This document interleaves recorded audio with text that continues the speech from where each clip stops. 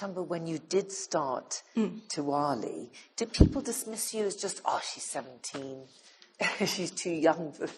Yeah. We had our first radio interview, and there were two people that called in. One, these young people don't know what to do. They should go back to school. They should focus on staying in school. Two, it was, why are you empowering women? And you should be empowering everyone. There isn't this gap. But for us, it was being in a desperate space as young people. We had been, for a lot of African countries, we got our independence mid-50s, like 1950s, 60s. And during that time, our parents, most of them who were in that transitionary period, were very much looking to the government that, okay, there's change and there's new governments coming in.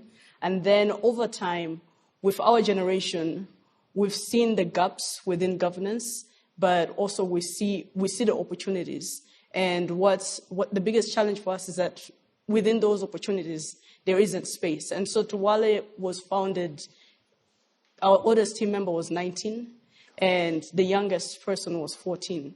And the group of 5 of us that created the space, it was rather, there's no spaces that are being created, and so we're going to have to just figure it out. And that's the challenge, that when you look at this room, when you look at this space, how are we all ensuring that we continue to invite young people so that there isn't a desperate movement that then you end up with Youth World Economic Forum, because that isn't being created. And so it was similar to us that in that space, it was just seeing that we're not being included in conversations, that we now have to start something. Intelligence is actually dialectic. No one of us owns the concept of intelligence. Not that I am intelligent or that Chmba is intelligent, but that really through the act of having conversations and interacting, you create intelligence, right? Intelligence is connecting dots, and the idea of connecting dots means that things need to interact, and one way is for exchanging knowledge and sharing that knowledge in order to then extract some piece of wisdom out of it. What we're doing is we're using a part of artificial intelligence called natural language processing.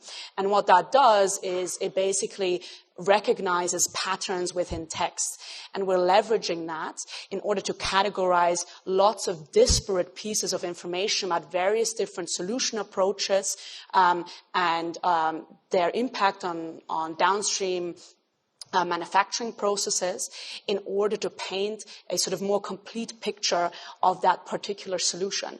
And so bringing together these different diverse perspectives across different industries even is foundational for the platform that we're building, because we are providing a scientist or a product designer really with a superpower, as I'd like to use your word there, with a superpower to identify patterns in this mass data that they wouldn't be able to do on their own.